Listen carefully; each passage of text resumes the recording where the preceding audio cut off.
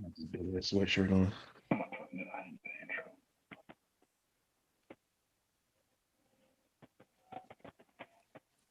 What's up, people? Hotep Jesus. We back with another episode of the Jianchor Project. We have the luxurious cast of the Jianchor executive team. Throwing up the two-piece signs is the young savant. Hotep Jesus. Rita, stop being a boomer, Rita. Episode of the Jianchor Project.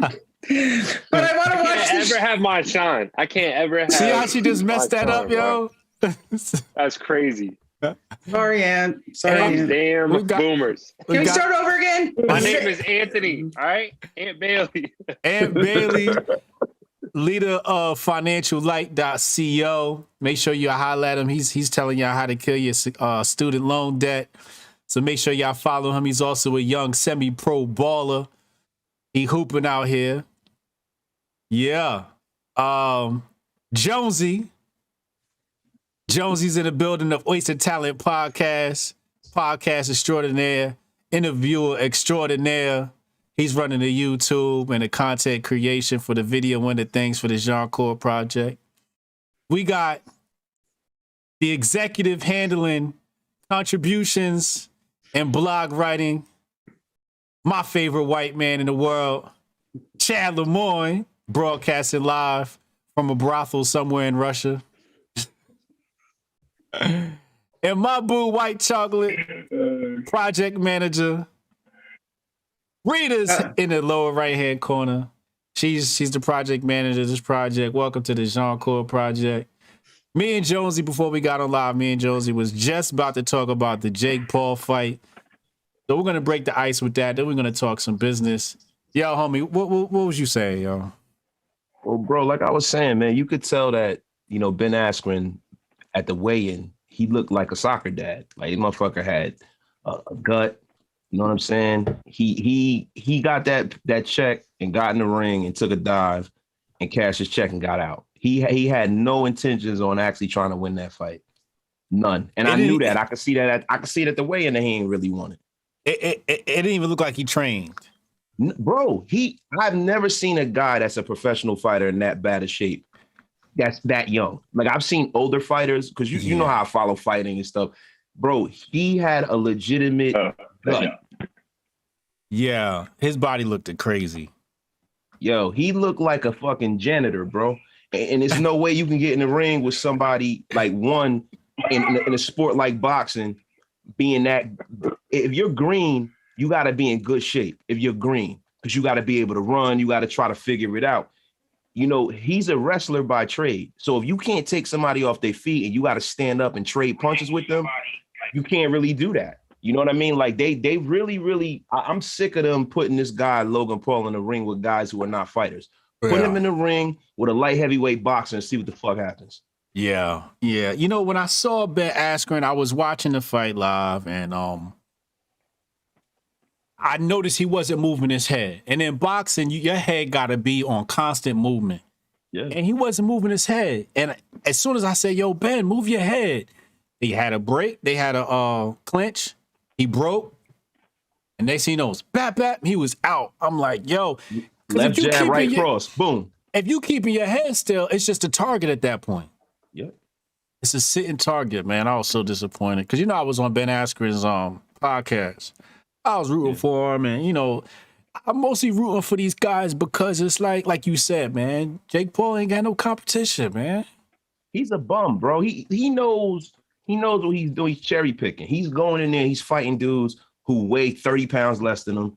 He's been training on the sneak for 4.5 years. You know what I'm saying? And he's not fighting guys who are a challenge. He's fighting people that are green. I want to see him get in the ring. It doesn't even have to be a good pro light heavyweight. Get in the ring with somebody who's a boxer by trade. I can see already Jake Paul, his footwork is terrible. You know what I'm saying? And the thing about him is that he's fighting guys that are smaller than him. He hasn't taken any punishment. I want to see if you can take it too. You can dish it out. You can lay people out. I want to see if you could take it. And I doubt he has the propensity to take that kind of pain. Yeah. Somebody in the chat said Floyd cherry picked his whole career. What do you think about that? I think he doesn't know what the fuck he's talking about. Not even a little bit. Yo, Floyd fought Pacquiao. Floyd Mayweather fought everybody who it was for him to fight. Floyd Mayweather actually, at the end of his career, you know what I mean? Once you get into prize fighting, it's prize fighting. But at the beginning of his career, Pretty Boy Floyd, that was with Bob Arum, he was knocking everybody out. Shane Mosley didn't want to fight him. Shane Mosley ran out of the division and moved up to welterweight, didn't want to fight him. Zab Judah didn't want to fight him until Floyd was the A fighter. All of the A fighters of Floyd's career when he was a lightweight were running from Floyd. So I don't want to hear that. You know what I'm saying? And then everybody talks about Pacquiao. Floyd just didn't want to fight Pacquiao until he stopped taking steroids. You know what I mean? That's a well-known fact. Pacquiao will go out to the Philippines and juice up like an animal and then come back and knock everybody out and shit. You know what I mean? It's bullshit. I think Jake Paul is making like he planned it out as a smart business move. Like the next fight they have, whoever he decides to fight is gonna get a bag. Because first he started off with Nate. Everybody's like, oh, he's a former NBA player, athletic, the whole spiel, da-da-da. And obviously he won. That wasn't even a fight. Yeah. This one, he's like, all right, let me pick a real fighter. But Ben Askren has a wrestling background. He doesn't have a boxing background, number one. And number two, even Ben Askren said it. He was on a podcast with Steve-O from Jackass. And he was like, if I win, I win. I'm supposed to do what I do. And he's like, and if I get knocked out, he's like, it's embarrassing. I lose to Jake Paul, but I'm going to be going back to coaching wrestling. That's what I do. Like, I don't really care. So you could tell he wasn't even interested in the first place. He got paid $500,000. That's nice. I mean, Like the Homer Simpson. if you want to, you know, if $500,000 to come out of retirement to get embarrassed for one day. But I think Jake Paul like planned it out. He's like, oh, now I have fighting experience against a pro fighter. And now you see all these UFC guys and these actual boxers, like you see them getting mad because they. Yeah, he trying to call Conor McGregor out. See, the mistake that he's going to make fucking with Conor McGregor is Conor McGregor grew up in a boxing academy. That's why Conor McGregor, like, even though Floyd kind of like carried him and Floyd wanted to give people their money's worth and then he started beating on them and picking them apart. Floyd Mayweather is one of the three greatest fighters of all time. So that's a little different. But Conor McGregor grew up. He has that boxing background first. He's different than a lot of UFC fighters that are wrestlers by trade or jiu-jitsu fighters by trade. Conor McGregor was a boxer. So he would be making a big mistake fucking around with Conor like that. And Conor got the off switch too. So, you know, I would love to see that. And Conor crazy too. So he gonna be moving forward. He ain't gonna be moving backwards. And if Conor feel like he get in trouble, he's not gonna let no YouTuber knock him out. Conor will fucking tie him up like a boa constrictor, and then they'll call a match. Or he'll probably break that kid's arm or something. Yeah. I just think Jake knew what he was doing, and now he's setting up a fight for a big bag.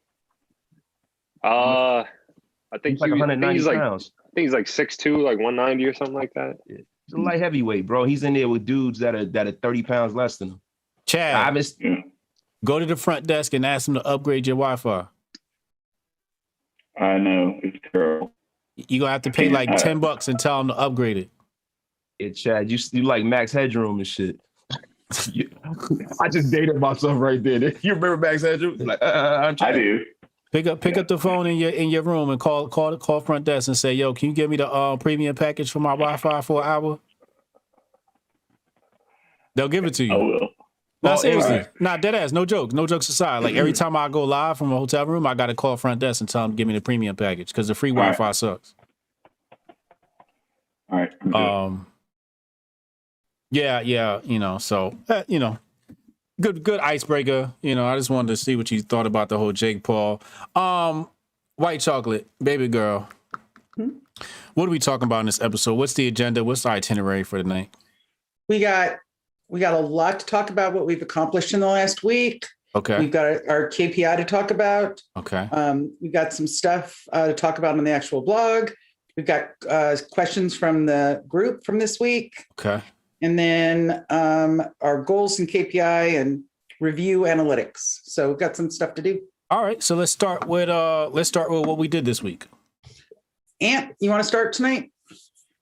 I won't interrupt, I promise.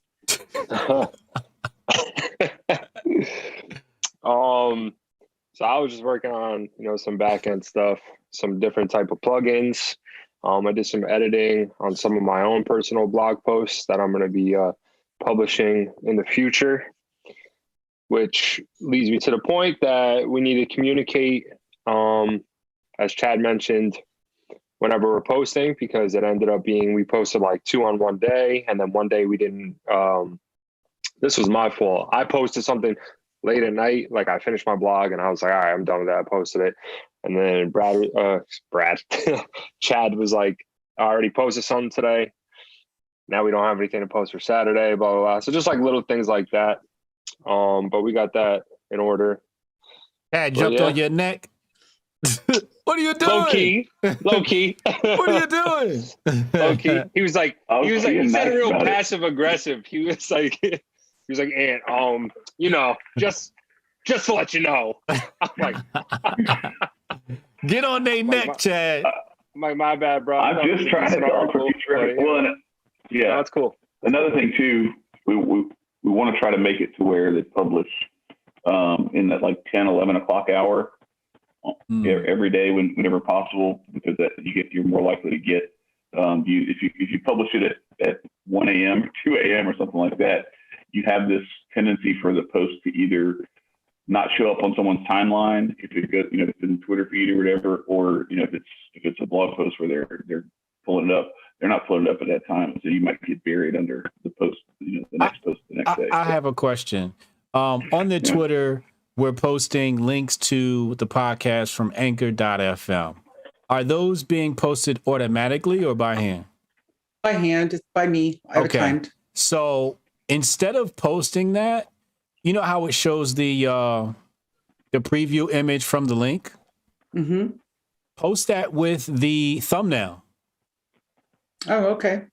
So that we can see Chrissy's beautiful face and, the guest that's actually there, like Patriot J. And I think those people will be more inclined to retweet as well and share, when they see their face, it'll pop up real big in the thing instead of seeing, just the Jianchor logo. Okay. Let's use the thumbnail. I think it also make the page more dynamic. The Twitter page I'm speaking of. The blog is automatically sending the post to Twitter. How is that working so far? It's hit or miss. What do you mean? Because the plugin is set up, but the plugin is not working properly. Like 2 of them will go up like it's supposed to, and then another one won't go up like it's supposed to, and then Chad will have to manually do it, or Ann will have to manually. So do we it. need to pick a different. We got to pick a different plugin then. I tried a different plugin as well. Yeah. But Chad mentioned what did you say, Chad? Like when one of our contributors tries to post it? Well, so yeah, because we have to approve it and then publish it. And so if you go into the quick edit and then publish there, it seemed like I thought that was the thing, because like it didn't work that way. And then when I went into the regular edit where you actually can go in, so like quick edit allows you to change just like some of the post details, but the regular edit function allows you to like go in and actually edit the text of the post.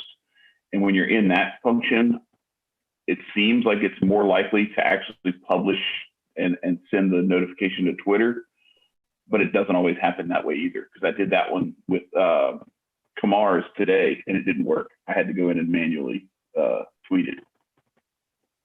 So I don't know. It's like it's very frustrating. Also, I don't know. It seems on the pretty Wi-Fi. I called the front desk and they were like, "We don't do that here. Sorry." Man, that sucks, bro. Because it seems like you're in a hostage video and shit. Like there's somebody about to ask. I might just switch to my phone. I got I have really good signal on my phone, so if y'all want, I can switch to that. Yeah, it sounds pretty bad, dude. You sound like you're in the elevator and shit. Sorry. They want the ransom money. I know, right? You know what you could use is not Zapier. If this then that. If this then that. IFTTT. Yeah, try this one out.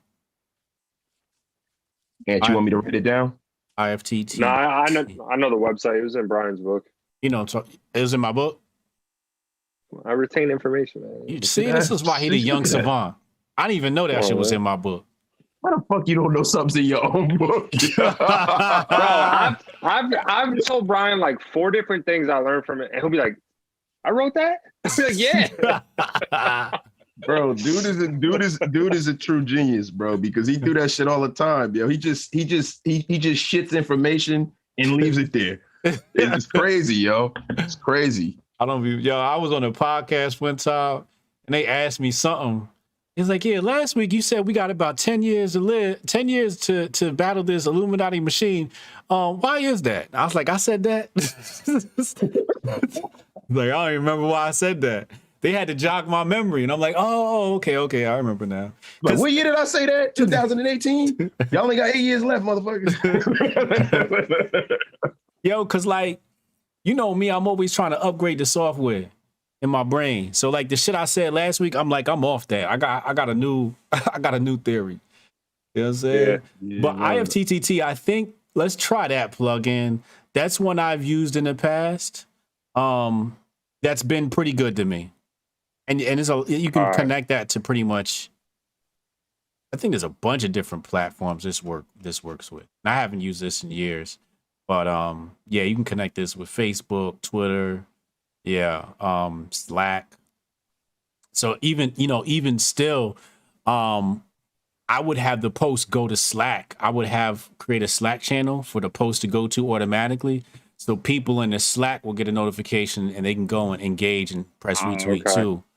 Also, you can send your Twitter notifications to Slack as well. So whenever somebody mentions you, it'll pop up in Slack as well. I'm not sure if you'll do that with IFTTT, but there's ways to do that. And, I don't want to spend too much time talking about how that's done, but we can talk about that and figure it out offline. But this I'm looking at this plugin now. This shit look really janky anyway, so I can understand why this shit not working. I put in a new. I use a different one as well, though. Did you disable the old one? Nah. You got to always when you replace a plugin, you got to disable the old one before you put the new one in because it could create conflicts. Okay. So what's the newest one? I see WP Twitter auto publish. Nah, go to go to settings. Just go to regular settings. It should be under there. I see user submitted post SSL auto share for Twitter. Yeah, auto share for Twitter. Is that the new one? Yes. All right, so I'm going to deactivate WP Twitter just so that there's no conflicts. Okay. Auto share for Twitter. Okay, I see that here. Let me hit settings. Yeah, this looks like a better plugin. This one wasn't working? No, the first one we talked about, the WordPress one wasn't working at all. Like the one that looks older. Right, but this one, we're not sure if it's working 100% yet. I guess not. No. All right, so it could cause problems. because that old plugin was in there and this one was, it could have caused conflicts. So let's leave this one up for a few days and see if this one works. All right. And if it's not working, then we'll and don't even hesitate to create a dummy post and post it just to see if it goes, and then go to Twitter and just delete the tweet. You see what I'm saying? To see if the shit works. Excuse me. I did that the one day, and I'm like, all right, cool, it's working. And then Chad hit me up like 5 hours later, and he was like, bro, this thing is not working. Was that? So but that was the old plugin. Yeah. All right. So yeah, just test it with the new one. Okay. Yeah, test the new one. Well, can I make a suggestion for our dummy post? Yeah. You already know. Jianchor, show us your tits. Boom. Do not do that. Do not do that. You are the devil. Shout out to Cooley Bravo, our local celebrity. He says, just here to cause chaos. Appreciate you, homie. Yo, have you interviewed him yet, Jonesy? No, I haven't. You got to interview Cooley Bravo, man. I want to see y'all two together. That'd be dope, man. Yeah, that would be crazy. Yo, I'm on my phone if you want to swap me out for that so it's better. Oh, okay. Let me hold on. Let me hop in the Zoom. Boom. Okay, I see you. Yeah, close the other one now.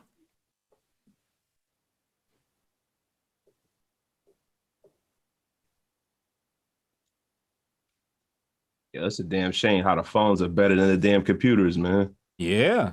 The phones are better than the computers. Look at that. All right. Is it better? No. Nah, Isn't it worse? It's he worse. looks like the Yeti. Somebody screenshot that. He looked like Bigfoot. Yo, this one's worse, Chad. Well, he finally found it. Okay. Yeah, go back to the computer. Yo, the computer had a better All signal. right, man. All right. That's the work of nightmares. Oh man. Oh my goodness. Rita, you've been on fire. She's been on fire this week, bro. Has she? Bro, I'm trying to tell you, Rita is about to single-handedly lift this blog and this company, this startup, to the stratosphere. What happened? Bro, she has been posting. She's been coming up with plans. She's been sending out emails. She got us a lawyer. Like, Rita has been going crazy. She's Oh, been yeah? So she's the Jianchor MVP this week. Uh-oh. Okay, Rita, stepping up. That's what I'd like to hear. Well, if I could share though. Here we go. So no, okay, Chad, good. shut the phone off. Yeah. So, but yes, I'll go over what the things that I've accomplished in this last week. Yeah. But I want to say, when we expand to the point where we have a sales team, I want to nominate Jonesy as the sales director. And I'm going to tell you why. Last week, Jonesy calls. Hey, Rita, how you doing? I'm like, oh, hey, Jonesy, I'm doing great. He's like, Rita, listen, we need more YouTube subscribers. We need to figure out how we're getting more YouTube subscribers. We have 80 YouTube subscribers. We need to figure this out. And I go, oh, well, we're doing this and we're doing that. We're doing this. We're doing that. He's like, okay, hey, see you. Have a good day. Just like that. So he goes from Mr. Smooth Jonesy Jones to we need more. So I went, I better get my stuff together. Mr. Jones has spoken. So that was this, which is it's so funny because he's like all sweet and nice, like, hey, what's going on? We need more subscribers. So straight line sales. Straight line that's right, sales. exactly. He's like, I don't want to hear anything. Just it's like, okay, I got it. I got the message. But no, yeah. There's and just like I said to Jonesy yesterday, I don't remember what day it was, but all of this is kind of like we've laid the foundation and now we're putting brick by brick. We have each one of us, we're kind of building the house. I'm going to use that analogy, but brick by brick. And so we can't, it's like, so one brick is going to be our marketing. One brick is going to be the YouTube content. One brick is going to be the podcast. And it's all starting to come together. And then we can start looking at how we measure it. That's kind of how I'm seeing it, because sure, 85 subscribers is great. And when it's 850,000, it's going to be amazing. But I'll tell you, Mr. Jones will not be satisfied with 850,000. He'll be like, we need 1 million, right? And that's the beauty. And that's where that's when I'll show them my tits. That's when I'll show them right. For 1 million subscribers, right? We'll all be doing it. But the fun part is, but that's the unique, and that's a big compliment for all 5 of us. We're all at different places. Jonesy's like the fire, right? I'm not satisfied. We need more. So when we get 100, that's going to be great, but we need 105 and where's 120? And then, but then it kind of just keeps waking it up. Not that anyone's not going, we're all doing what we can, but it's a great reminder. So it's a compliment to everyone, but and a little fun with Jonesy because he's very succinct. It's like, what's going on? Anything less than 10,000 is an embarrassment.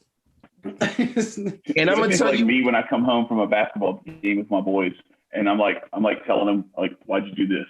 When you were in the corner, why'd you pass? Why didn't you feed the post? Why'd you try to, anyway, I just do shit like that. And they're like, Dad, I made 3 threes and, I had 6 rebounds and everything. I'm like, well, I know, but I'm going to tell you the stuff that you need to improve on. Yeah. We know what you got that's right. What Jonesy is. Right. That's what Jonesy is. But all things being for real, like, bro, if we were doing this blog, right, and we just decided to do this on our own, I would be like, all right, I'll be real pragmatic about it.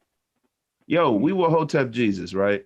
We with the homie. And I feel a tremendous amount of pressure for us to be successful, being that this man has put his stamp on this.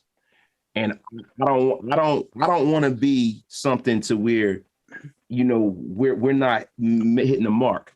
You know what I'm saying? Mm-hmm. Because we got a huge, like, we got a team of people that are helping us already. Like, this man's told us a million times he didn't get his first contributor to 3 years in. Like, we got everything that we need, and I don't. There's no excuse for us not to be super successful. Yeah. And I feel that pressure every day. Yeah. I feel it every day, man. I do. Right. So it's kind of like putting a puzzle together. It's 4 weeks tonight. We launched the blog. So this is our 4-week anniversary. All our energy went into that and cultivating that. Then, because me with Pinterest, I kept saying, I need something to pin. We don't have anything to pin. Now we have content. So it's kind of like we're just walking upstairs. Now there's content. Now we can put in all the marketing. And that's, my segue into getting, researching and Hotep Jesus. We talked about linking us up or, the web directories. And I did a little bit more research. I found that they're reputable blog sites that I thought would be more appropriate for us, that we could just, hit the business and culture and lifestyle. And then more research, which not all the domain authority, which is new for me, but now I know, but the domain authority scores, what is a strong score. And it is a little bit of work for anyone trying to connect up to get your URL out there. But you may have to go through 100 sites and links to try to get through and get a good 20-30% of sites to put your name on and give more detail, add metadata. Anywho, so that I was able to successfully get in. And the big thing is the review process. So, and that's the big thing I learned. If you could just get on anywhere, usually Google downgrades that link, because that's just a computer that's reading it and they'll accept everything. And they see it's like low noise. Yeah. So that was the whole point of going someone who actually wanted it reviewed by a human. Right. So that's what takes a little bit more time. But so you got a bunch through a review already. I think it's up to 16 out of 20. God, so 16 out of 20. Yeah, it's been impressive to watch. Yeah. But so then that's something for Jonesy, that's part of our marketing strategy, right? Which this is one big step is, so the return on the investment for doing all that work, we'll be able to measure that and see how that paid off.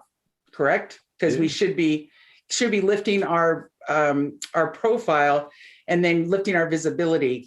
And then I'll be, I can go and fine tune some of those sites we can actually upload some of our articles if we want. Not all, but some, but yeah, so learned a lot, but that was a really good lesson for anyone to say, do your research. There's a lot of great info out there on looking at under domain authority. And then if you have a blog specific, and then there's 2 or 3 great sites that showed me, all the way from the top score. You don't want to hit anyone under 25 score, because that means it's junk. But you want to stay between, 80 and 50 if you can in scoring. But it's real important, because the return on investment is not just to raise our SEO, but it's also to it's a valuable SEO. And then we don't want Google to diminish it. So that's one thing I worked on. I think Bloggernity is. Yep, is that one of them? Yep, is one of them. Bloggernity, yeah. I just found you guys under there. I'm just in the middle of doing a search, just to see what's hustling, man. All hustle this week. Yeah, I just found your page on Bloggernity. Jianchor offers 4 perspectives: personal finance, culture, business, and mental health. Our team provides written articles and podcasts. We will introduce subscribers to different voices with interviews, book and article reviews. Jianchor.com. Yeah, it's right here. That's how you can start getting that domain authority up now. So that's one. And the other thing is, I want to shout out to Halima. She hosted a class for us on how to write a blog. how to, was do keyword research. Keyword research for the blog. So in that, for the writers who were unable to attend, she recorded it and she sent it to us. She also sent us the document that she works off of. So special super thanks to Halima for that help. It helped me structure and keep thinking. Would you not agree? This is for the team here, that not just like having an opportunity to write for the blog, to be able to get your work seen and to have your words be read by other folks, but also you've had Brian give a class a couple of weeks ago. Halima gave a class last week. It's making us better writers. It's making the whole team better writers.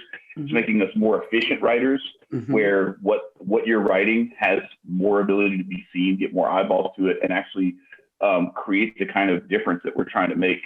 I think that's one of the things that's kind of, I don't want that to be lost in this process. Like, yes, the class is great and it taught us a lot, but that's like a huge resource that just being a part of this has provided.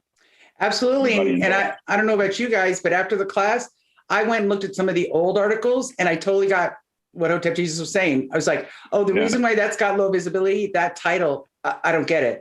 That doesn't make me want to reach for it. And so that's why I sent you guys a couple texts saying, we need to rewrite, we need to redo the title on this, because the subject and the writing is so good, but no one's going to see it. Yeah, that was Hotep making the writers go and get cheesecake. That's all that was. He's trying to make the band and make the blog. He's out here trying to whip this shit into shape. Right, so but you know what? Stars. It's a great thing for Chad to say, because we're making it. So we're not at the end of it. We're in the process. So how amazing. So we've got the example for that first week. They're going to do it their own. Right. They're doing it their own, but we have, right. So like, what a great opportunity just for everyone that's involved is to say, we just threw up there because that's what we had before we knew. Yeah. And then we go to the next stage, which is, and we just keep getting better and better. So that's going to be another great return on investment that we're not going to be able to totally measure, but we're just going to be able to see it because we know, like all of us who are involved, who get to watch, who are within the Jianchor family, we just get better. So thank you, Brian. Yeah, no doubt. I would definitely have him, because I know we didn't make a decision at the class on whether we should do that or not. But I think it's good to retroactively have them just as good practice. Go back, like identify the posts that need new headlines and tell the writer, like, hey, come up with a better headline for this. And the thing too is that just from an executive, like from a team, the meeting really wasn't geared for success, and that you sometimes don't know that until it happens, which is someone, offers a class and it just gets posted and then nothing. And so I think I mentioned to Jonesy, I said, really what should have happened is I should have grabbed it and then, cued the team and to say, let's get a percentage of how many people will be available, because there weren't that many people, because it's better. It's fine to watch a recording, but to be able to say, let me ask this question, because every question has to do with your article. So I think in the future, if we want to say we want to have another class, is just to query the group and say, and then I'll just manage it. The time, say, this is the availability, because I think it's, like I said, it's the term of gearing it for success is that we were like, oh, all hippies, like, oh yeah, we'll just show up. And then when not everybody shows up, it's not because people didn't want to, it's scheduling and timing. And so, and then we weren't really, I wasn't, because I would, for these guys, they can attest to, it's Monday. It's like, okay, Tuesday afternoon, 4:00, we're doing this. Oh yeah, you gotta give at least a week. And so all of a sudden it's like, oh shoot, I forgot about that. I wanted to, but I'm doing something else. So I think too, just from just an administrative thing, we can do that. I know we can do it better. So I think that's what will happen next time. So I agree. Yeah, we definitely undersold it. I think it was like, because I didn't even know how impactful and how valuable it was going to be. Like the value wasn't really wasn't depicted in how we promoted it. We undersold it and over-delivered. Yeah, we undersold it and we over-delivered. And that's a good thing in a lot of different times in life. You know what I mean? But when it comes to this, we need to get the return on the kind of time that was put in and the kind of work that was put in. because Halima put together a great. Amazing. Yeah. It was an amazing Was that class. recorded? Yes, we got it, and Okay. everybody has access to it. Because I think when we bring on new contributors, and if anybody wants to become a contributor for this project, it's Jianchor.blog at gmail.com. But for new contributors, remember I was telling you when I used to, when we brought on my first contributor, he actually created like that manual. So, but now it's more like, hey, go watch these 2 videos, just like you would do when you go work at McDonald's. You got to sit down, you got to watch them training videos. Right. You know, go sit down, watch these 2 videos before you start. You know, this is your education. Right. And this is Jonesy. Jonesy's a shitty writer. No. But that's what I mentioned to Jonesy last week, is that we're creating our manual as we speak in real time. Correct. Because, so we're not going to do everything perfectly, but then we're going to go, hey, what happens when we do it this way? Because as we expand, it's not just the 5 of us. And then Halima's like, can you do it on Tuesday? And we're all like, yeah, we said we would. Now we have, as the group expands, we have to look at it from that point of view of, we have to have some structure to this. And then, so we don't waste the speaker's time, and then everybody gets the value. Because what if someone would, most people would have said, I could have done it an hour later, just pretend, or whichever. It's just that just, it's just, you just got to give it a little leeway time. Exactly. And that's how we learn, right? Yeah. By things not going as successes, challenges. Right. And, but we did record it, which is awesome. And we do have it for the future. We've got both of them. So we already have our training manuals on writing.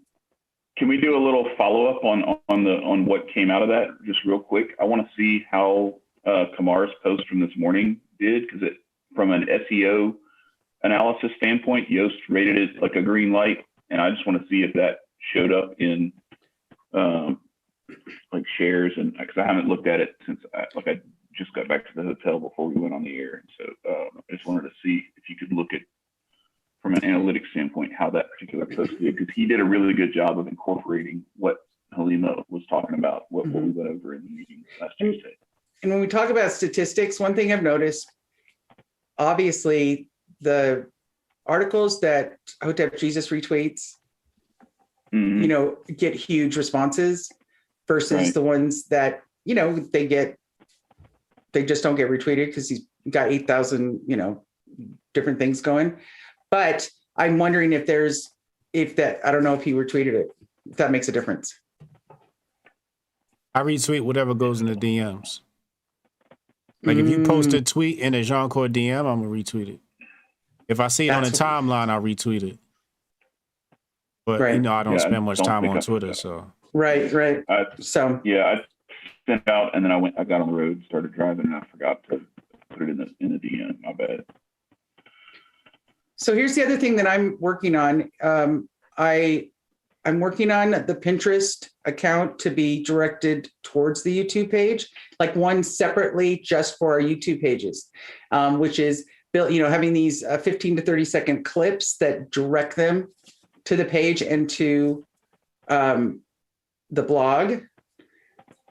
To test that out, because I've just been researching how, because Jonesy calls me and says we need more subscribers, and I want to oblige. But there's three different articles I've read by people who have a tremendous success with doing it. So I'm going to do that. And the nice thing, Ryan of Trash Can Conductor, he offered to do our clips for us, as long as me and Jonesy goes through the videos and say, clip this, clip that. So thanks to Ryan, Trash Can Conductor. So it's another form of marketing and try to draw traffic over. And yeah, I think that's a great idea. Those clips, and because what I always say about your Twitter timeline, it's got to be moving, it's got to be flowing, and without video, how do you even have that happen? I think it's a great idea. Then the other thing is Arctic Leaf joined us as our writing contributors this week, so that's very exciting. Did they drop something already on there? I don't think so. I'm not sure. Okay. They're working on it. It's as a draft in our post log, but it's not finalized yet to be published. Okay. So it's in the process of doing it. It's on ROI and video marketing. Okay. That's dope. So Jonesy, Mr. Jonesy Jones, that's all for me for what Let me just double check, triple check. Yep, that's me. What you got, Jonesy? What you been doing? What I've been, I just been creating as I normally do. You know what I mean? Had the interview with Eliza Blue. It was a very powerful interview. We had a round table about, it was a piece of content I had like 3 weeks ago that I didn't really release. But we had a round table about relationships and the whole Derek Jackson situation, which is pretty cool. It's up there on YouTube. You can check that out. And I wrote I wrote a piece on the death of Earl Simmons, the great DMX, it's kind of definitive history on his career and his life and his impact. We had a round table. There was something that spoke to me, even though he passed away last week. It was just something that I kind of had to get out because he meant a lot to people that are in my age group. You know what I mean? Me, Brian, all of us. He meant a lot to everybody. You know what I mean? And he's kind of a guy that we wanted to see win. We wanted to see him come out on the other end of all of the pain he was in, and nobody wanted to see him go out like that. So it kind of hurt to see X die. Normally I don't get too attached with celebrities and stuff like that, but X was somebody. It's like, there's just certain ones that it does hit you in a certain way. So, we have that coming tomorrow. What happened, buddy? No, so we were pulling for him big time. Oh yeah, he was on a path. He was on a path. I always thought that X was going to be a big time preacher. He was going to bring people to Christianity in a different way than a lot of the prosperity ministers, because DMX was the kind of person where he didn't care about material shit. Like Swissy Beats said it best, man. Like X, you never saw him with no Lamborghini, no gold chains, none of that stuff. He didn't care about any of that shit. And he sold more records than damn near anybody. He was as big as anybody. He never cared about that. It wasn't like when Mace became a preacher. When X became a preacher, he felt it. And you felt it. And even if you're not a Christian, you felt it. You know what I'm saying? And I just wanted to see him get a chance to shine in that way. And it didn't work out that way. You know what I mean? And it sucks. Because that's one of the guys, it's like, damn, like, why can't it be Tekashi 6ix9ine? You know what I'm saying? Why gotta be X? You know what I mean? But so that's pretty much what I've been working on, all video content and writing, just putting content out. So if I could just say that one of the luxuries of being on the Jianchor team is we get to read the articles before they come out. And everyone's going to really enjoy this article. It's like I told Jonesy, it's honest about who DMX was, his life. And it's I don't want to say sweet because Jonesy's a tough guy, but it's a beautifully written tribute. Honest tribute to say he had strengths and he had weaknesses, and he had more challenges people can't even imagine, but it's all there. So he did it without having an agenda. That's what makes it sweet, is that this is the truth. This is who he was. This is what he meant to me. This is music. This is life. And so beautiful, beautiful article, Jonesy. Seriously. Wow, man, I appreciate that. Yeah, I think it'll be one of our number one read articles. I don't know, man. We got the monster up there. We got the boogeyman up there. We got Hotep Jesus. I don't know about that, man. Where is this post? Is it in drafts? No, it's still in drafts. We're working on it. We're working on it offline right now. I want to read. offline. I'm over here trying to find it in the WordPress. I'm like, where that though? I think there was a question, with the pictures. I think there was a question with the pictures, but it's going to be soon. All right. I was going to say, I'll see it here. With Jonesy, we got to get together after this, but I want to try to get it out there tomorrow. We just need to get together on pictures. Awesome. What else was that? Was that end of accomplishments this week? And do you have anything to add, Chad? Well, the only thing, it's not really an accomplishment, but I kind of had it's not really even a brainstorm. It was like, why aren't we doing this? Rita did this with a couple of articles early on, and I want to continue it. I want to make it like a regular thing where we take a quote or two from an article. You put a quote, like just a gem that came out of that article with a link, and have that be part of the Twitter feed. So that, like you said, so that the Twitter feed is not just, here's a new article that posted and then nothing until the next article posts, or like, hey, our show's coming on, but to have it actually be a place where you can go and get some of those little inspirational or words of wisdom or whatever, those gems that our authors are putting into their articles routinely, to have that be part of the Twitter feed to generate more engagement and also bring more people, more eyeballs to those articles. So, and then also doing that with clips from the YouTube videos to do the same thing, bring people to the full length videos. So that's great. Another thing that we were working on collectively was trying to get a part of the site to display our YouTube stuff, to have the to have all the thumbs and stuff so people could click on it and drive traffic to our YouTube page. And anybody else out there listening here now, recording, please subscribe to the Jianchor YouTube channel. We need everybody. We need all of y'all, because listen, we are floundering here. No, we're not. But no, listen, man, not to beg for subscribers, but whatever you guys can do, man, just go in there, subscribe, check our stuff out, man, because we're out here grinding. Like Chad said, we're trying to change the world. I'm not trying to change the world. I'm a shameless grifter. Sorry. We got to get this. No, that's me. My bad. We got to get the podcast up on the site, man. This is week 4. We still ain't get it on the site. That's on my agenda for this week. That's on my. That was on my agenda last week and the week before. I told you last week I messed up. Nah, Ant been dropping buckets though, man. Okay, now it's time to make Ant cry. Now it's time to make Ant cry. That's why I'm not. That's why I can't go back to not talking at all. Yo, the crazy thing is like it's gonna take me probably an hour. So right, I just got to get it done. No, it's not gonna take that long, and to get it in the menu should take you 5 minutes. Yeah, I wanted to just exaggerate a little bit. You can't pull that shit on me, nigga. Some people think I'm going on there and typing in some code and some shit. You know what I'm saying? But nah. Might take 10 minutes. And then let's just get the bottom section that says, Jianchor Podcast. For sure, yeah. Are we posting? I'm mad as that fast, yo. Y'all just gave me a look behind the Wizard's curtain. I thought that shit was like a big long process, yo. Hell no. I had no idea. We gotta get them up as posts too. Yeah.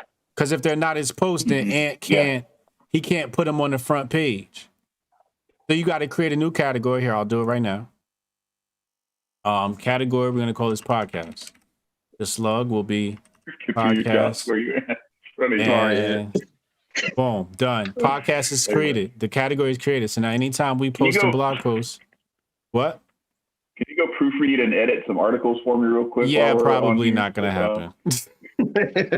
Like ever. Actually, I might even do something else. It won't let me. Okay, hold on. Let me see. It won't let me select by. All right. Know what Chad does as well? He'll be like, yo, Ann, we need to change this. I'll be like, all right, cool. I'm at work right now. Like, I'll do it when I get home. He'll be like, all right, nah, I just did it. Yo, Chad is the most passive aggressive. He's the worst, yo. I'm not passive aggressive. I'm just trying to help out. I'm trying to get. Rita, I'm like, no, man, don't worry about it. Yes. Rita, are you ready? I'm ready. Because you're project manager. Ant has to get the podcast in the menu. Got it. You write that down? Yeah, I'm gonna just listen to it later. All right. And it's on my list already. The podcast and the YouTube IG links. And somebody, I don't know who it is, but somebody has to get the videos posted as posts. Okay. Basically post the videos on posts, right? It should take, I don't know, that could take 30 minutes. It's probably like 30 minutes worth of work to just drop the embed code in, right? And then put the title in there, tag the podcast thing, and then add the thumbnail, right, for each post so that it appears. And then once they're on there, and only select the category podcast, because otherwise, if you select another category, it'll appear in the other boxes on the homepage. So, and then Ant, once those are posted, then Ant can bring them to the front page. and then we'll start growing our YouTube like that, because it's got to be there too. That's why it's not going to grow as fast. But okay, so here's the thing with the four of us. Ant and Chad pretty much run the WordPress site. Yeah. So it's got to be them. Okay. Yeah, I'm gonna. I mean, Chad has contributors that work in his department. So if Chad can't do it, I'm sure one of the contributors can pitch in and help out. But you're talking about posting the YouTube videos onto the website with the thumbnails and tagging them on with the thumbnails, category. right? Yeah. And then the same with the podcasts. No, oh, no, you're the same thing. I'm sorry. Well, yeah, those are the. All right, so that's a good point, Rita. Right? Audio and because video. There's an audio version. Right. So I think the post would have the thumbnail. Right. Then it would have the video embed. Right. It would have a description and then a link that says listen to the audio version here. Perfect. Yeah. Okay. And then those all count as link backs for the YouTube channel too. Right. Nice.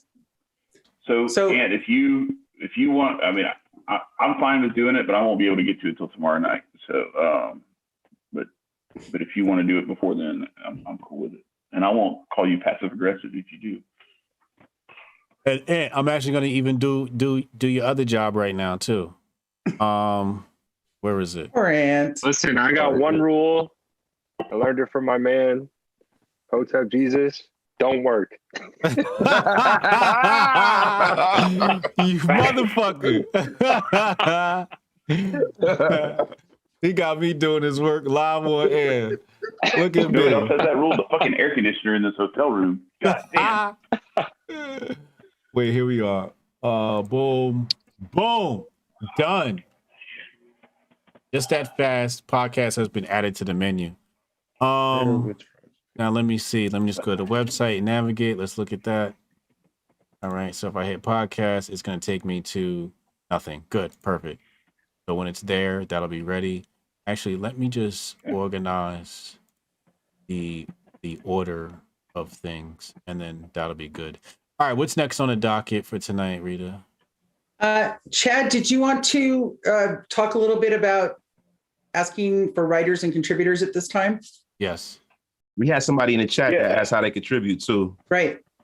Oh yeah, yeah. Talk a little bit about what it is, how we would hear about them, and how the process is. Yep.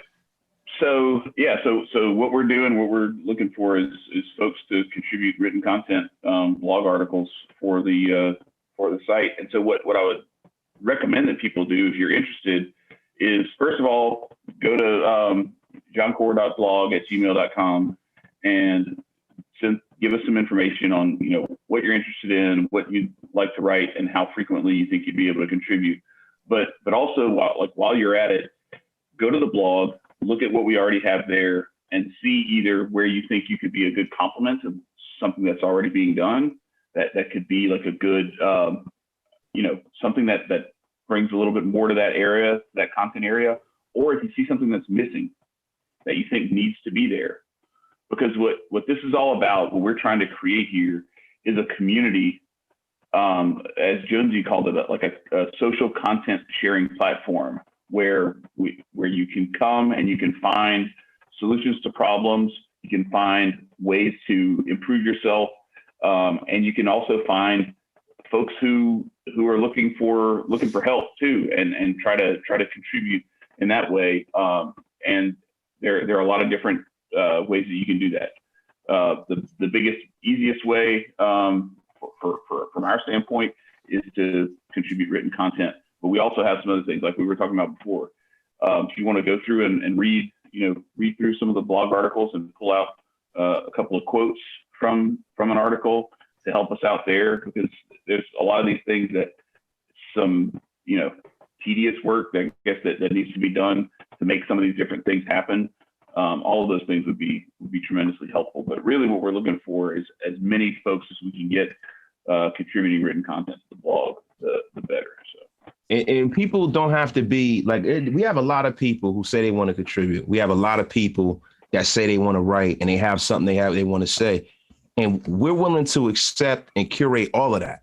You don't have to feel like, subconscious about what you write. You don't have to be, you don't have to be Ernest Hemingway. Like, you know what I'm saying? Like most people kind of feel like they've done all they're gonna do in life. You know, you raise a family, you know what I mean? You pay your bills, and then that's it. Then you die. But like, that's not what life is really about, man. Life is made for greater things. Life is made to be amazing. You know what I mean? And life is made for you to go out here and try different things and follow your, you know, your instincts. So if anybody that's out there that really wants to contribute to this site, man, listen, we're here for you. Jianchor is building along with our writers. You know what I mean? Yep. Whatever talents you have, we're like the band of Misfit Toys, and we're all trying to come together to make something great. So listen, whatever talents you have, you feel like you contribute, we're willing to listen. Now, I'm not going to say that we're accepting everybody, because some of you motherfuckers can't help us. But we will hear you out. Sorry for interrupting. Which goes into our tagline. Your story matters. Let it be heard. Please submit. Right. And don't be self-conscious. Even people who said 3 months ago, I want to write, but we've all written articles without having been published before. So that's what we want to be. We want to, as some people are already putting on their bios, published by Jianchor, which is really amazing. That's right. It's beautiful to see. Yeah. And this is going to be a new section, which is our gratitude section. I don't want to catch you off guard, but can you name all of our writers, Chad? Can I name all of our writers? You're going to make me leave somebody's name out by accident. And no, I can pull up the spreadsheet. But before I do that, I just wanted to say, like, we've been, even before this last year, let's face it, like, we were in a situation where, especially in America, but like the world over, we had become this culture of people going about their busy days. You can live in a place like New York City and walk by millions of people and not know any of them, not ever really connect with anybody. You live in the suburbs and you pull in your driveway, pull into the garage, close the garage door behind you, go in your house. You don't even talk to your neighbors. You don't even see your neighbors. People hardly saw each other. And then this stuff hits and people are even more disconnected. If you want to connect with people, you want to find common ground with people and find a place to connect, this is the place for that. And so now I will try my best, to the best of my ability. I just want to say, like, I don't want to like single anybody out. I actually was going to try to put a little video together about this so that I could actually write some stuff down and think through how I wanted to thank each person individually for their uniqueness. But like, Adam is a machine. He's been putting out content. Kamar is a machine putting out content. Alchemy, also a machine putting out content. Andy Ebersole, another great writer. Jeremy Cummings, BT Dakota putting out. We have a lot of young people, really talented people. Jenny Fox is putting out good content on the health space. Jeremy, me, you, Jonesy. I said Jeremy. Me, you, Jonesy, and my daughter. Hotep Jesus. Hotep Jesus. Who's that? Yeah, I mean, he does a little bit. He does a little bit. We'll take him. Look, we even accepted Hotep Jesus. Like, Jonesy was trying to play hardball, but like, he couldn't wait to get an article on. That's right. He was begging us, like, please, can I write something? And I held it back. And that's right. So gratitude. So let's mention our key three. I hope I didn't forget anybody. No, I think followed the list. I'm pretty sure you got everybody. Okay. So right. Thank you for the writers. Literally, we'd be writing to them ourselves every week, screaming at each other. Jonesy calling me, we need more articles. We need more YouTube. So thank you. Right. To our three computer guys, we got our Alex, we have Ryan, trash can conductor, and we have Thomas Vizgentas. Thomas Vizgentas, our YouTube expert, doing all of our. Go ahead. Do you have your microphone tonight? No, I do not, but I can say Thomas Vizgentas. We forgot Halima. I haven't finished. The best article. I haven't finished. Article. Anyway, okay, yeah, I'm sorry. Go ahead. I'm doing my moment of I'll talk about gratitude, and Chad's interrupting my gratitude. But I will be grateful for that interruption because I'm doing My gratitude. bad. I'm terrible. I'm designating the 3 computer guys: Alex, Ryan, trash can conductor, Thomas, Vizgentos. Come on, YouTube guy. So those 3 guys, always in our hearts. We love you and thank you. And then to the most beautiful of all, Halima. So smart, so talented, and so generous with her time. So, and of course, writing articles, she's training classes. And so everyone, of course, who follows us in our chat, everybody, we're just so thankful. Ebony, right. All of the, well, I'm not going to say they're Hotep Jesus moderators, but they're part of our family now as well. But thank you to everyone. Gratitude, gratitude, gratitude. Let me hop in here real fast. Halima, $5 super chat. She said, Chad, before this show started, Hotep Jesus baby did not schedule for Jianchor to take up Monday nights. Baby coming for that check. Be prepared. Real talk. Trash can conductor, $5 super chat. He said, best show about a blog. Thank you, Trash. Likes are free. Make sure you hit the like button. Stop grifting. Hit the super chat and drop some dollars in here. I just had a new baby and baby need new shoes. So while you guys were talking, I was fixing some things on the blog. DT Dakota wrote a blog about underrated Netflix Hulu shows, and he wrote his title in all caps, which made it not cohesive with the rest of the titles on the page. Usually want to do capitalization with the first letter of each blog, each word is capitalized. That's usually how you want to do things. So I went ahead and I fixed that. Also, DT Dakota on that blog post and Ant on his 5 easy side hustles for college students. Neither of them had a featured image. So I fixed that and put the featured image in there. Thank you. I gotta read that thing for the side hustles. I've got to read it. I didn't get it, even though I'm well beyond. Let's take a look at it. If you wouldn't have taken his class, you would have known. Flipping. First one is flipping items. You guys can view this at Jianchor.com. Individual lessons. So I guess tutor. And somebody's got to come back through here and help Ant out because the first 2 don't have numbers. Then it goes to number 3. Yeah, I wrote that. You wrote this shit in the middle of the night, didn't you? I wrote that. I was too busy busting like in midnight, shops. bro. Yeah, I could tell. I was too busy busting in shops about when he posted it to proof. He was in the bathroom smoking weed. I think it auto-corrected itself. Number 3, drive for Uber. Number 4, bartending. Yeah, that's a good one. And number 5, dog sitting. Yo, you could make a lot of money off that pet shit. I know this kid, he what was he doing? I forget what it was, but he started the pet business like years ago, and that shit was working, man. Dog walking, pet sitting, I think it was house sitting. Yeah, I think it was dog walking. Yeah. And all you do, man, you go to these affluent neighborhoods, and these people don't want to watch their own animal. They walk them for an hour, and they will pay you some real chicken. So well, it depends. If you got tattoos all in your face, I don't know if they're gonna let you do that shit. But what you got? Their house looking like Lil Wayne and shit. Excuse me. Tanai Rick said, "What you gotta do is go to the rich neighborhood, wait for somebody's dog to bark, steal them out the backyard, wait for them to post wanted signs, then turn them in for the reward money." you can do that as well. That's what they did to Lady Gaga, didn't they? Some Buck Nasty shit. Somebody Right did that. That's Buck Nasty status right there. He said, "Get your girl pregnant and trick you into raising a little motherfucker." That's terrible. But yeah, just check on those. Just having those consistencies on the blog. All right, what else we got tonight? What's next? Questions. Okay. We have questions. Are you ready? I'm ready. Oh, great one. Yes, I'm ready. How did you know I was talking to you? I'm a great one. Everybody should have said something. I wasn't paying attention. I'm arrogant as a motherfucker too.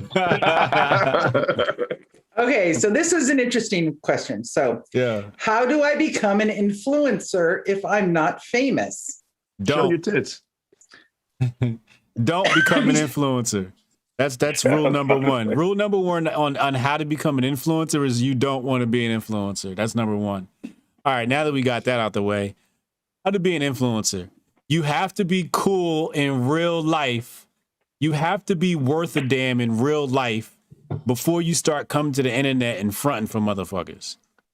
I remember I did a podcast once for some political pundits, and they got to talking about what I do, and they were like, wait, we had no idea you did any of this. You got all these tech companies. They were like, wait, so you don't even need Twitter. I'm like, nah, I don't.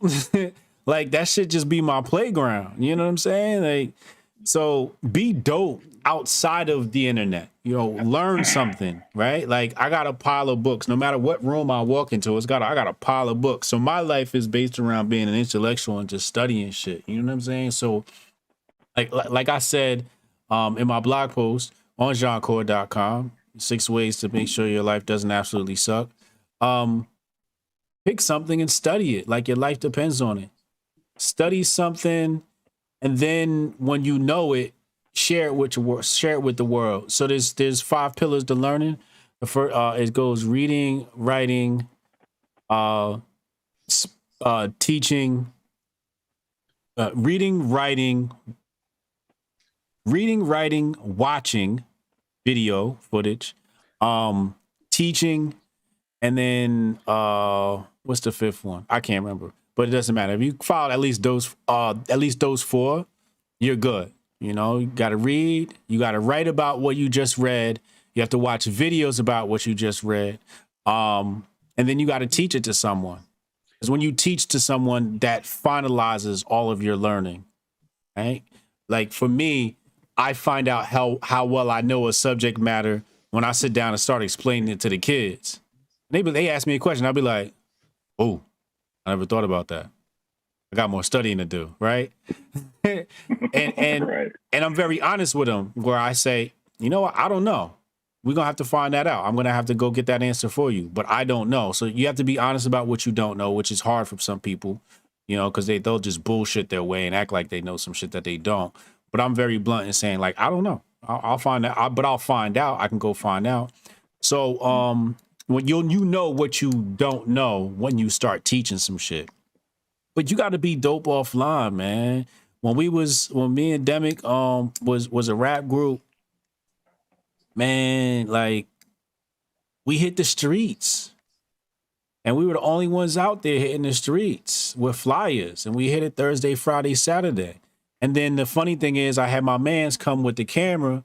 So we was, you know, you would see us on the side of the street flicking up, taking pictures with girls and, you know, whoever, bouncers and clubs, and we was flicking it up. Then we shared that to social media and it looked larger than life. You know, we went on tours, we went and did shows and then took the video footage and posted it online. But it was like, you know, I say online is really like show and tell. You come into class and showing people what you did in real life. So if you want to be an influencer, be great in real life. That's what we were saying this weekend, right? Normalize being dope in real life. Yeah.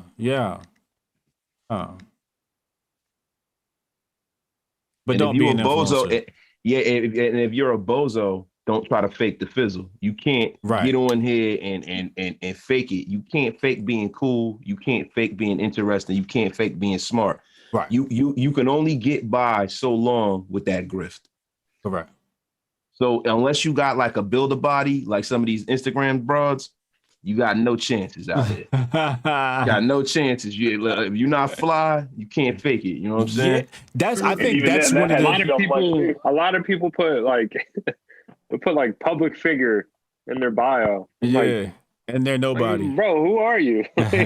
Public figure, shift manager at White Castle. Yeah, exactly. One of the easiest, hardest ways to be an influencer online is to hit the gym. That's one of the easiest, hardest ways. I say it's easy because all you got to do is show up at the gym and your body naturally gets better. The hard part is actually going to the gym and being consistent with it. But that's the easiest way to be dope online is to actually hit the gym. I think that's low hanging fruit. You know, hit the gym. That's first and foremost. You want to be an influencer? I remember Will Smith said something that really hit me. And 50 Cent says this too. Like somebody asked 50, like, what's your motivation, you know, for working out? And he was like, I have to. Like, this is my career. This is part of my career. It was looking good. And Will Smith said he had a cousin come to him and said, yo, I really want to get in this acting thing. Can you help put me on? He was like, put you on? Like, look at you. You scrawny and little. You out of shape. You got a dad gut.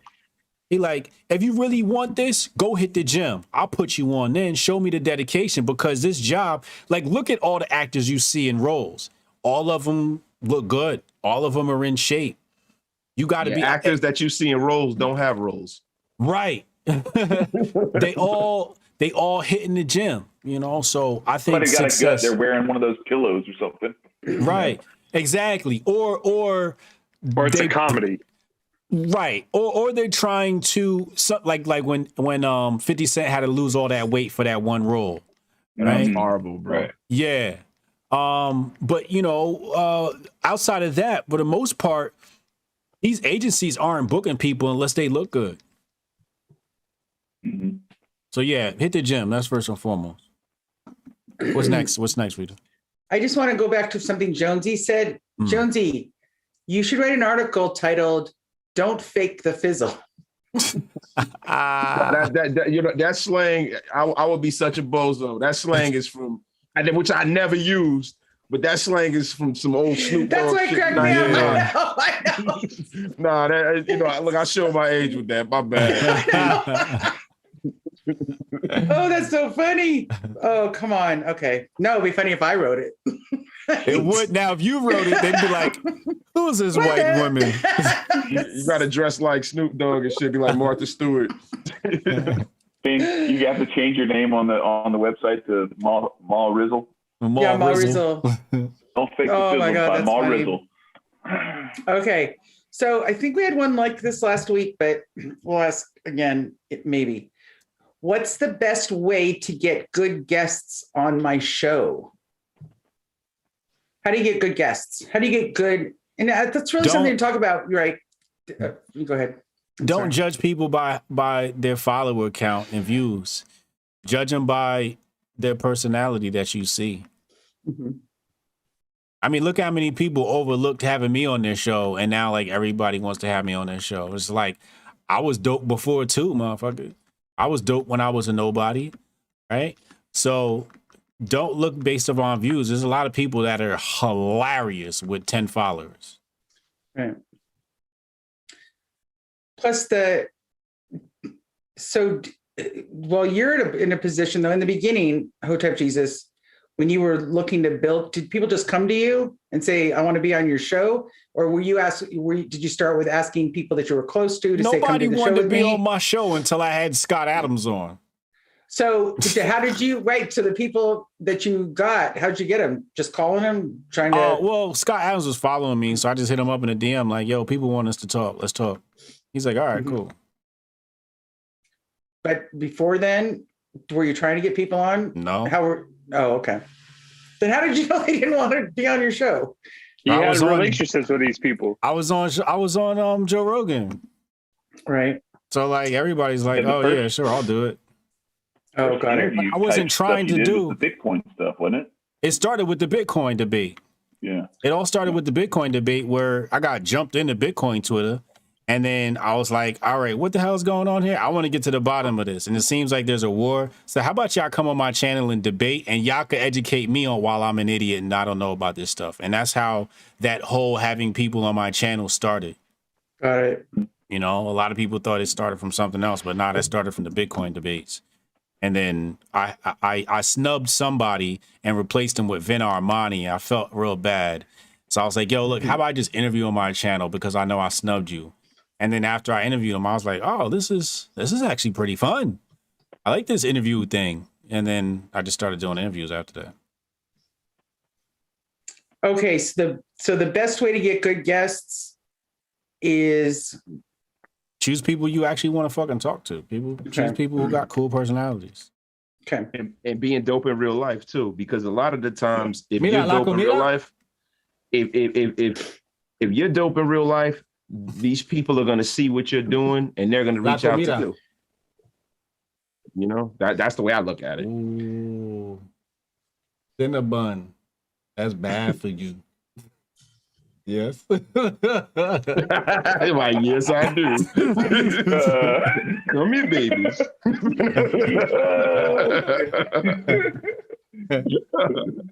On the topic of real life. Nah, that shit good as hell, yo. Yeah, I ain't turning down no Cinnabons. Bro, I can't do it. I've been in the gym for the last few weeks, man. I'm not eating anything, man. I can't be in the fucking gym for 2 hours and then just give it all away eating a goddamn biscuit and shit. A syrupy biscuit. Yeah, that should have messed your whole week of workout up. Yeah, word, man. Shit is like 8,000 calories. Yeah, literally. What's the next one, Rita? Go ahead, Chad. What you about to say? No, I was just gonna say on the interview thing, like, so I have a funny story from this morning. Uh-huh.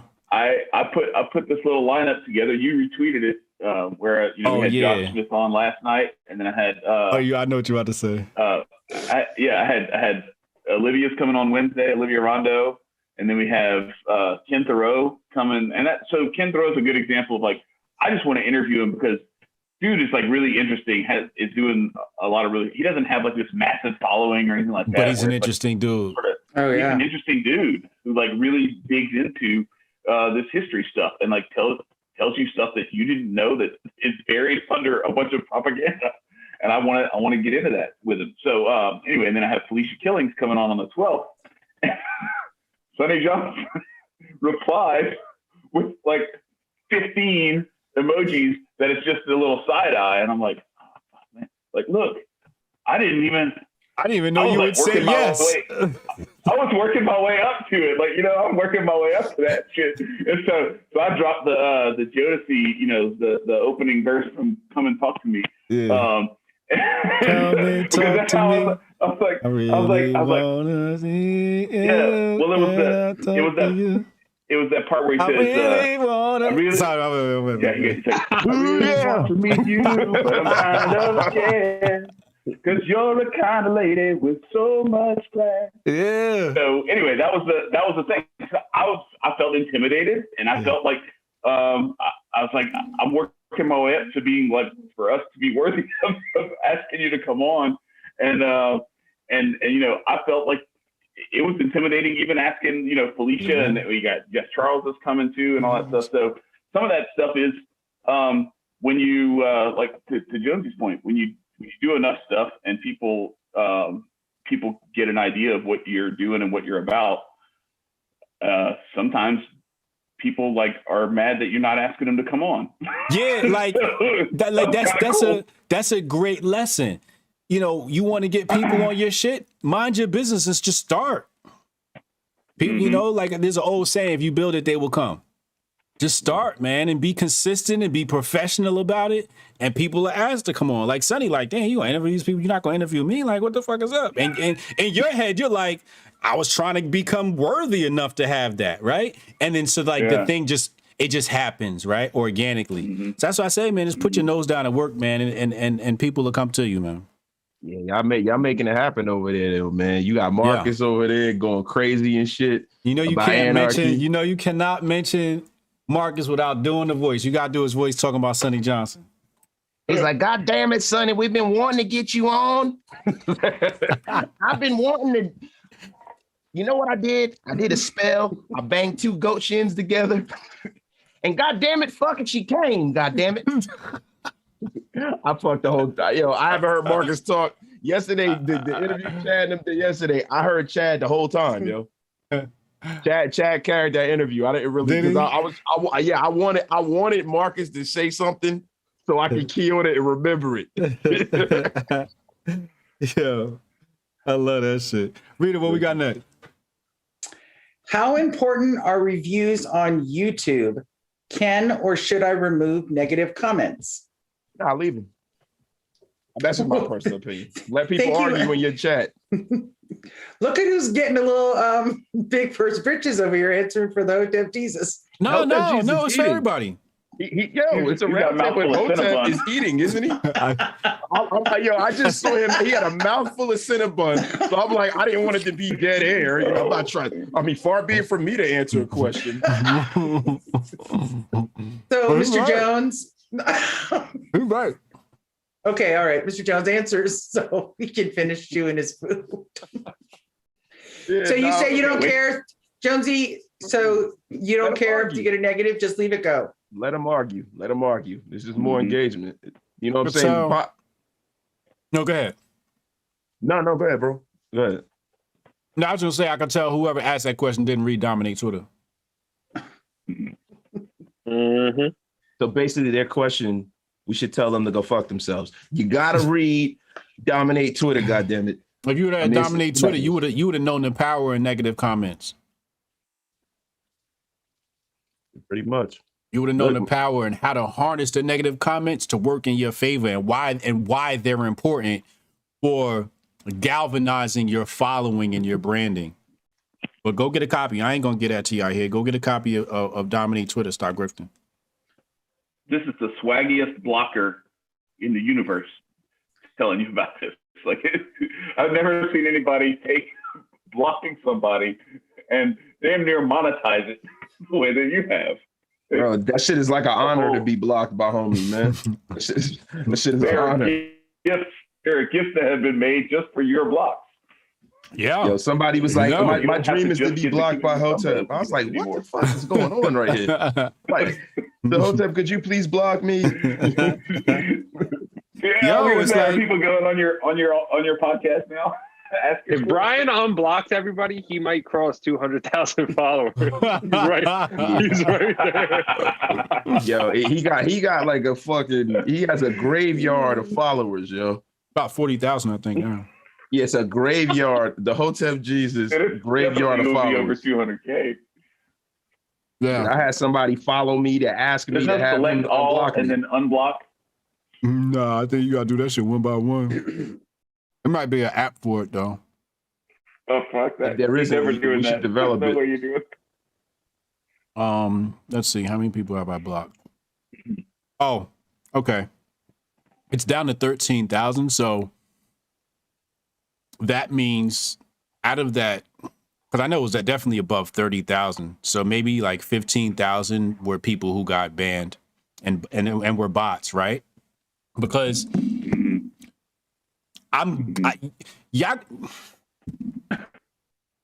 they have bots out here that look like real people and act like real people. And you will get caught up arguing with a bot. Yo, I was so good at recognizing bots one day that I turned it into a lesson. Chad, you might have seen this. Do you remember that day I broke the bot? That Reddit thread that you found where it was like a bot that was like arguing with itself and it like. Are you talking about something else? No, something else. I know what you talk about. One day a bot hit me up and I checked the account. I was like, I'm pretty sure this is a bot. So I said something that didn't make sense back to the bot, and the bot replied to it with like some auto reply. And then I turned into a lesson. I said, see y'all, there's bots on this shit y'all be arguing with, and you could break them because it won't know how to reply. So you'd be like Zambledore for some shit like that. Yeah. They'd be like, fuck you. You're like, right. Exactly. So, but they have these bot accounts. Sometimes the bot accounts are run by people, but a lot of times they're just run by like, scripts and AI. So you'll be sitting there and you'll be arguing with a bot and won't even know it. You'll say something about Biden, it'll pop up in your account and you'll reply. And based upon your reply, it'll respond with those keywords, but you can only break it when you come outside of those keywords. Hieroglyphic potato. And then it'll be like, no, he never said that about the vagine. It's like, what? I didn't even mention that. So you gotta be careful, man. The bots is lurking. Middle Passage Media, $5 super chat. He says, shout out HJ, Jonesy, Chad, and peace to the rest of the cast. I don't know y'all, but it's all love. What's up, Corey? It's my brother, man. Oh, that's Corey? Yeah, it's Corey, man. It's the brother, man. Tell him I said what up, man. What's the next one, review? I think we answered that one, right? Yeah. Yes. Final question of the night. Okay. I like that red collar too. That's powerful. Thank you. Mm-hmm. Where the shades at this? Where the shades? Rita, what's going on? Words, yeah, you ain't grifting in We're not to the shades part yet. Oh, my bad. Oh, but they're on the agenda. Should have known. Oh boy. Can we just skip to that then? Because now that you mention it. No, what's the last question, Rita? Damn it, stop trying to grift already. Trying to jump right to the grift. I'm jumping. I'm grifting. Grift jumping. That's gonna be a new X game event. Jump grifting. Jump grifting on the X Games and shit. I'm just saying. It's a sorry state of affairs that I have to beg every week for votes, but I'm gonna do it. All right. Hey. Final question. Leche? Leche, please. Mas leche? I'm speaking in Spanish and shit, yo. What is going on, yo? Mama, más leche. Más leche, por favor. Yeah, my bad. Go ahead. Will you please answer in Spanish? Okay. All right. Más leche. Okay, are you ready for reals? Mm-hmm. Okay, aren't blogs dated? Why write when there's so much competition? Make blogs great again. That's like asking why eat a hamburger when there's so many out there. That's like asking why live when there's so many people on Earth. That's the stupidest shit I ever heard in my life. Is that like a troll question, maybe? Yeah, I think so. No. ¿Sabes? No, I mean, it's a good question to say, why do it? I mean, you, right? Remember like 14 years ago, you did yours? Yeah. Gracias. No, it's not a bad question. It's just people don't get it. Maybe it's one of just because somebody made a car didn't mean they stopped making cars.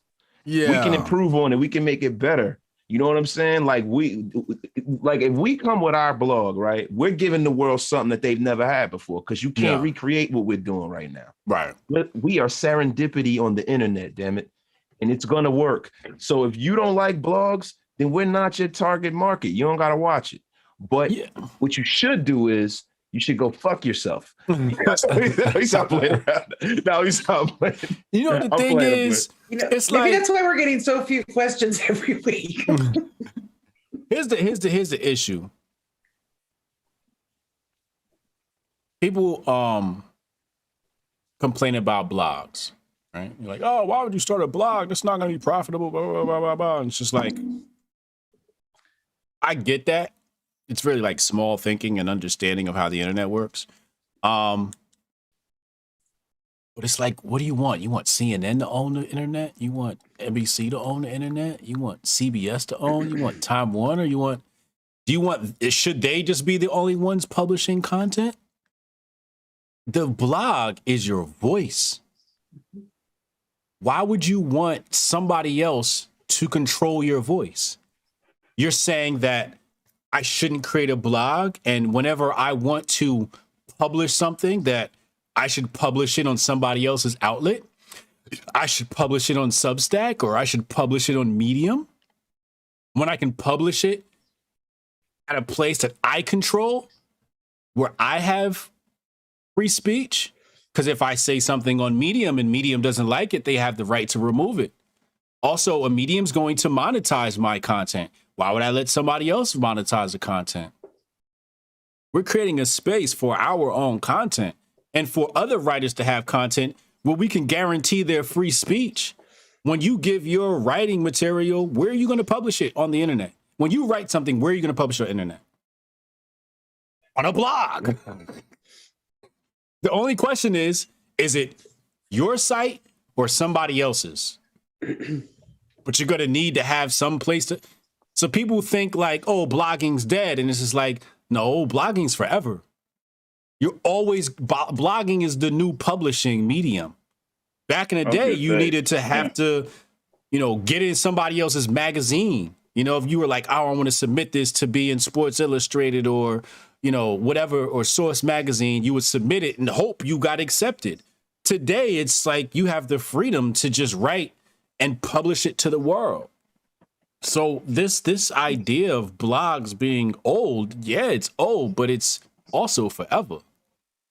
Like the new Wu-Tang. Word. Forever. Wu-Tang is forever. Blogs are forever. Email. So you have some people, I'd be like, yeah, you have an email marketing strategy? Email? Who does email? You're like, doesn't everybody have an email address? How do you log onto your app without an email address? You can't even get into your bank without an email address. Like, what? And you tell them, like, your business should revolve around email marketing, and they're looking at you crazy. Meanwhile, they got email right on the front page of their phone. This is how people, like, they're naive and ignorant of how things work in this world. Ask Amazon how much business they would lose if they stopped their email marketing campaigns. Are you serious? And doing the blog work this weekend, Amazon's got a big chunk of that SEO. You can pay. That was the other part too. There's another 20 that you pay $200 to $300 a year to be part of their network of blogs. And Amazon owns a nice big chunk of that. So it's competing with Google, but Amazon said, sure, but can you imagine? And that's a pretty powerful space because Amazon's everywhere. But yes, so that, and I will attest, going through all of these links, there's so many opportunities and so many directories for blogs. There wouldn't be this many. And then the high ranking ones. Yeah, they wouldn't be there if there wasn't a need for blogs. A need. And especially now we're, in my prediction, the paradigm shift, just of information. People are like, the information, the mass noise around us isn't information anymore. Right. I need to, it's propaganda. So where am I going to turn to?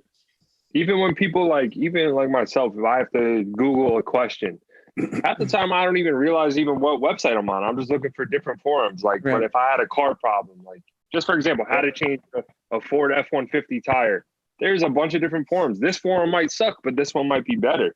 They could be the same exact thing, but this one's just better. So why can't we have a share of that space? Why can't we have, some suggestions that people can go to? Umber brings up a good point. He says Twitter is literally microblogging, and that's correct. It's described as a microblogging platform. So if you're on Twitter, you're technically blogging. Yeah. And when the questions become bigger than how do you change a blower motor on the air conditioner for whatever Ford Focus, and it becomes instead why did MLB move the All-Star game from Atlanta to Denver? And now you get this other perspective that would be deleted, banned, blocked at the gate by all of the other media outlets. Instead, on Jianchor, you get to read Adam's article that talks about how they used race as this pivot point to move it from a place with a bunch of black small businesses to a place with a bunch of white small businesses that has the same voter law. Most racist. That's the most covert racist shit that happened this year. And that's the first thing I thought. I'm like, wait, y'all about to take all that revenue away from them black folks in Atlanta? I'm like, oh man, the white liberal is wicked. They are so wicked with how they move. Crazy, bro. That'll teach them. I mean, what a message, huh? To Denver, it's like white liberal heaven. It's like there's like Denver, Boulder, Portland, and Seattle, and that's like the big four. Word. The only black people in Denver is the ones that play sports. I think it's more than that, but but it's a low percent. It's a lower percent. One of the 30 black people in Denver and shit. It's the Broncos and the Nuggets. Jamal Murray, Jamal Miller. That's it, man. The Colorado Rockies too. Harry Judy. Do black people even play for the Rockies? Yeah. Okay. There's two of them. Yeah. I think And they had a white dude. They had a white dude whose name was Blackman. That doesn't count. White Chalker done put the diva shades on. This is a new pair. I like these pairs. It's a new pair. Those See are that? Mary J. Blige shades. Could you That's please Mary check? J. Blige-esque. Can you please check the score on grifties.com? Vote Rita's California Sunglasses Grift. Rita gonna start singing. She gonna start singing "My Life." Jonesy, what do you think of these?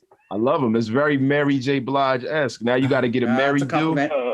You get a Mary do. You get a fur coat or something like that. Even though it's the middle of the spring, it's probably 80 degrees out where you at. Yeah, I think Rita would look good with that Mary J. do, man. I think it would look. You got look not have no rhythm like Mary. You know, Mary don't know how to dance and shit. Oh yeah, that is funny. That is funny. Rita's California Sunglasses is now ranked at 38 on Grifties.com. Go ahead and give her an upvote at Grifties.com. 2 hours ago, I was at 37. 2 hours ago, I was at 37. Jonesy and I are at the high 90s now for Jianchor, Rita, and Jonesy. Yeah, you know what? I mean, come on. I don't know, man. I'm not really that bad of a grifter, man. I'm just, you know, I mean, I debuted at 13. Listen, now I'm at 38. We got to get a better grift strategy, Rita. It's some tough competition. It's grifting season right now, and Al Sharpton and Jonesy, Black Lives Matter is on the move. We got podcasts. So I guess, we're going to have to do something. Well, you know what the thing is? The thing that people aren't realizing is we grifted our way into a startup. Like, what's more gangster than that? It's nothing more gangster than that. We grifted our way into a startup. Please, Hotep Jesus, what do you think? Oh, I love it. Oh, okay. Grifted our way into a startup. We're going to go live if you insist. Okay. I mean, I didn't even think of that because we didn't have that intention. But I don't know. Al Sharpton, though, that's tough man to beat right there, man. Al Sharpton, that motherfucker look like that top 10 is pretty tough. You look like dehydrated fruit. Yeah. The thing is that, right? I mean, all fun. That's bad, Jonesy. But yeah. But all for fun. Al Sharpton with the James Brown hairdo. I don't like this Al Sharpton. Is that his real hair? He had like 8 gastric bypass surgeries or something. I don't know. He permed his brain out, motherfucking hair, yo. I want to get into a big Al Sharpton. No, but just the thing is that sometimes you just look at all of these people that we see in the media, and they're so old. Is that that's what I wish people would wake up to go. All of these people who've been dictating how we go, how we do things, and we're not any better. People are losing their minds out in front of the world, and it's the same people. And then just fast forward, we got the whole trial going on in Minneapolis, and then I think I saw this morning, Mr. Sharpton getting on a private plane to be there for the verdict, and then I'm thinking, he's had a history for the last 30 years of being at the right place at the right time. And the world deserves a better grifter. No, but the whole thing is that I think that we can be that. We can be that. Not in that. We can, no, but the thing I think maybe we should expand the grifties from the honest to God, awful people grifties. Like, come on, you're just doing it for the money. Well, wait, we're doing it for the money too, but with a heart of gold. I'm about to put a perm in my hair. Grifter with a heart of gold. What? I'm about to put a perm in my hair and fucking get an old James Brown suit like Al Sharpton to take over for that motherfucker. But this is the travesty of justice. This is some bullshit. Yo, I'm telling you, y'all about to be the new age. As much money he's making. He's killing me. What? I'm gonna have Chris Brown put me out there instead of James Brown. that's the new age right there, baby. Gonna be one of Ben Crump's bodyguards or something. Yo, right? He's the worst lawyer in the world. Yo, if you want to lose a case, get Benjamin Crump to be on your shit. No, man. He gets the money. He gets the bag. No, he gets the settlement. He goes for the settlement money. The civil settlement money. He goes for settlement money. Get his cut. He's the bag chaser, and he's undefeated right now. But undefeated for the bag. Right. Yeah, he's undefeated. He gets the bag. I'm sorry, Benjamin. I need you to represent me. Isn't that though my whole point of Tom Cruise in A Few Good Men, where he was like, every case, he never went to trial. He always settled out of court before he went. And he was like one case away from a set of steak knives or something like that. That's where this is headed. The whole Go ahead, idea Rita. of court is about settling and taking a plea, either settling for a civil suit or taking a plea. They don't want to get it for, too much money to get it in front of a jury. But my point is that here we are. The only thing that's really different with all the players is there's way more money in the game. And I just find it unconscionable, the amount of hundreds of, are you laughing at me or no, you're already ADD's kicking in because I'm talking? I was reading something Uncle Hotep posted. Go ahead. I'll tell you after you're done. No, it's okay. No, I'm really done. I'm listening, Rita. She gave I up. was listening, Rita. No. Yeah, Rita. But the final point is that unconscionable. The biggest difference now from 20 years ago are the hundreds of billions of trillions of dollars that people are giving to these different people, politicians and speakers. And, America's ranked one of the lowest percentiles in our schools.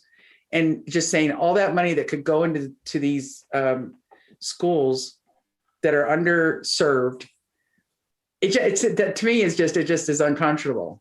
Schools need for parents to whip their kids' asses and make sure they pay attention in school, and the schools will be a lot better. A lot of these fucking kids are going to school and their parents aren't disciplining them. Their parents aren't making them pay attention. Their parents aren't reinforcing at home what they're learning in school. And they think that the school is supposed to make a miracle. You can't have your kid come home and eat Pop-Tarts and play video games all day and not do his homework and think he's going to learn something. I would say that that's a component of it. But I don't know if you guys remember last year, they were showing that the school in Brooklyn, little babies, 3 and 4-year-olds in preschool wearing parkas and gloves because the school couldn't afford heat in the wintertime. Mm-hmm. No, listen. Right. So I'm talking about, the underserved places that she's literally cold and they wouldn't, allow the parents to bring in, little foot heaters.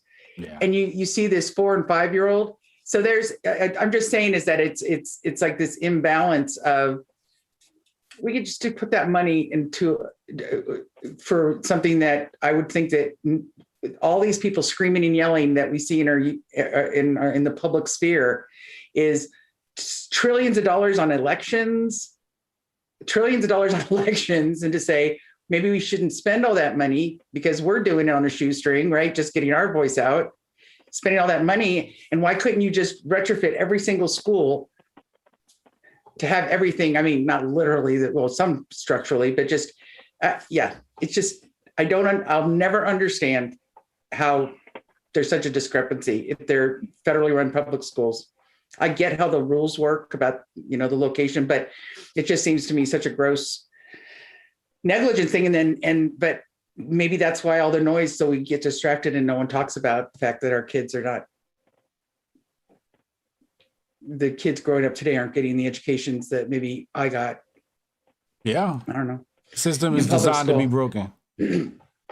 Yeah. Cause in the mid 80s, my high school was on in the top 10 in the state. Now it's like, I don't even know, it's like 90, of the high schools in the state of California. Mm-hmm. California school, it used to be the shining state, but it's so diminished by so many, I don't know by what, but it's just unfortunate. Anyway, not to bring everyone down. You love my sunglasses? I don't like them that much. They make me look like a fly. Jonesy, they make me look like a fly. No. I'm telling you, I love them. I like big shades. I like shades. Obnoxious as chic. Yeah. Obnoxious as chic. Well, that's a compliment. I'm not liking Robert the S De Niro in match. Casino. It seemed like you should go like this. Oh, those big, huge Coke bottle ones? Yeah. Yeah, Louis the Wrench, you got to get it. You got to get something like that. That was a good movie. I like that movie. All right, so we good? We done? We out of here? I can go to bed now? Oh, yeah, wait. No. We have, we don't need to look at analytics. What? Nothing. Go ahead. But I personally want to ask about the Twitter question. Seriously. Okay. Because the fact that I have so few Twitter followers, I can't even follow all of our writers. So I know there's an answer. I know the reason why the ratio of how many people you follow versus how many people are following you. Yeah. There's an important reason for it. But I just want to say publicly, all the writers, I would follow you if I had more followers. So everybody follow me. Yes. At Read_small_biz_coach. I'll put your ad in here now. Everybody go follow Rita. Go follow so I can follow the yes. Does not stop. The grift does not stop. But that is why. Rita, if anyone's wondering, your ratio will still balance out because those people would follow you back. But who follows who first? I can't follow them. You can follow them first. They'll follow you back. Everybody doesn't really. Okay. They're contributors on the Jianchor project. If they don't follow me back, right? Then you fire them. I'm not firing them. For every person I fire, that's one more article that I would have to write. But I'm just saying to all you lovelies, I would be following you if I had. So yes, follow me. Everybody follow. Yeah. I know you follow me, but follow me and I will follow you. So that leads me to the ultimate question of the week, Mr. Hotep Jesus. Okay. All right. You want me to answer it? You know I do. All right. What is the correct ratio of followers to following? When are you following too many people? Rita has finally broken me. She wants me to answer the question. I didn't think you were ever going to answer this. I'm kind of disappointed. Show 20, folks. Show 20. This might happen. Show 20. So, when are you following too many people? Find out next week on the next episode. What is y'all going project?